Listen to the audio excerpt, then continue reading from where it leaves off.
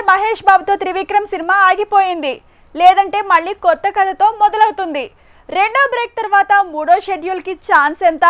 మరోసారి కొత్త కథకే మహేష్ బాబు మొగ్గు చూపుతున్నాడంటే ఇది ఎప్పటికవుతుంది?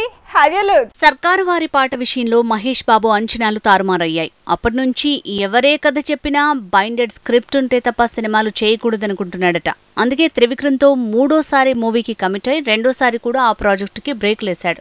అతడు తర్వాత కలేజా టైంలో కథలో క్లారిటీ లేకే అప్పట్లో సినిమాను 5 గంటలు తీసి 2 గంటల 30 నిమిషాలకు కుదించాల్సి వచ్చిందన్నారు. ఏదేమైనా సీన్ రిపీట్ కాకూడదనే మహేష్ జాగ్రత్తలు పెంచాడట. కలేజా తర్వాత త్రివిక్రమ్తో సినిమా చేయకపోవడానికి స్క్రిప్ట్ విషయంలో మహేష్కి మాటల మాంత్రికుడికి లెక్కలు సరిపోకపోవడమే అన్నారు. సరే, ఇన్నాళ్లకు వీళ్ల కాంబినేషన్ సెట్ అయింది అనుకుంటే ఇంతలో ఓ కథని వదిలేసి మరో కథలోకి అడుగుపెట్టారు. ఇప్పుడు ఆ కథ కూడా వద్దని మూడో కథలోకి కాలు పెట్టబోతున్నారట. ఆల్రెడీ త్రివిక్రమ్తో మహేష్ చేసే సినిమా తాలూకు ఒక స్కెడ్యూల్ తర్వాత ఆ ప్రాజెక్టుని పక్కన పెట్టారు.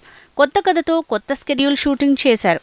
రెండో స్కెడ్యూల్ కూడా పూర్తయింది. కానీ మూడో షెడ్యూల్ తాలూకు స్క్రిప్ట్ క్లారిటీ లేకే మహేష్ నుంచి గ్రీన్ సిగ్నల్ రాలేదట. మహేష్ జూన్లో మూడో స్కెడ్యూల్ కి టైం ఇచ్చాడట. అప్పటిలోగా కన్ఫ్యూజ్ చేసే కథను క్లారిటీతో చెప్తే మిగతా షూటింగ్ కి సై అంటాడట మహేష్ బాబు. లేదంటే మళ్లీ కొత్త కథతోనే ముందుకు వెళ్లాల్సి రావచ్చట.